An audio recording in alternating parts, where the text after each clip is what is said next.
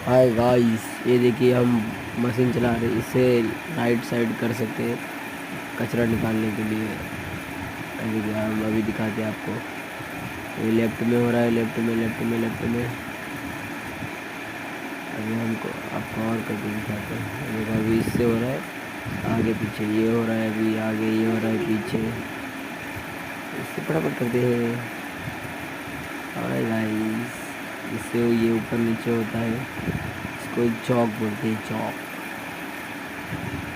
और ये पड़े हैं एल्यूमीनियम के बहुत सारे कचरे।